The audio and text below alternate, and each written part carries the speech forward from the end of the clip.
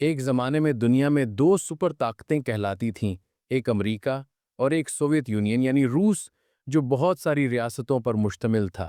ان دو ملکوں کو دنیا کی اعلیٰ ترین طاقتیں کہا جاتا تھا۔ ان میں سے سوویت یونین کی ریاستوں نے 70 سال سے زائد عرصے تک کمیونزم یعنی اشتراکیت کا تجربہ کرنے کے بعد یہ محسوس کیا کہ ہم جس راستے پر چلے تھے وہ ترقی کا راستہ نہیں ہے، لہٰذا انہوں نے اس نظام سے خلاصی حاصل کی، جس کے نتیجے میں کمیونزم فیل ہو گیا۔ کمیونزم کا محل دھڑام سے گر پڑا اور اس کے گرنے کے بعد وہ سپر طاقت کہلانے والی ریاست جو سوویت یونین کے نام سے موسوم تھی، وہ مختلف دھڑوں میں بٹ کر الگ الگ ریاستوں میں تقسیم ہو گئی اور اس طرح اس کی قوت پارا پارا ہو گئی۔ علاوہ ازیں روس کو توڑنے میں ایک بہت بڑا مؤثر عامل افغانستان کے جہاد کا تھا۔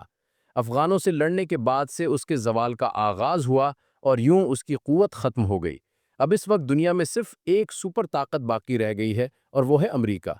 لیکن چاہے امریکہ ہو یا دیگر مغربی طاقتیں، باوجود اپنے دشمن یعنی روس کو فنا کرنے کے، ان کے دل و دماغ پر ایک خوف چھایا ہوا ہے، اور وہ خوف یہ ہے کہ ہم نے روس کو تو فتح کر لیا، لیکن یہ امت مسلمہ جو انڈونیشیا سے لے کر مراکش تک ایک زنجیر میں پروئی ہوئی ہے، کہیں یہ کسی وقت طاقت حاصل نہ کر لے اور ہمارے مد مقابل نہ آ جائے۔ چنانچہ اسی وجہ سے اس وقت پورا عالم اسلام مغربی طاقتوں کا نشانہ بنا ہوا ہے۔ اگرچہ مغربی طاقتوں نے کمیونزم کو شکست دے دی، اور اس کی ایک وجہ یہ تھی کہ کمیونزم کے پاس ایسا کوئی نظام نہیں تھا جو دائمی بنیادوں پر چل سکے، اس لیے وہ شکست کھا گیا۔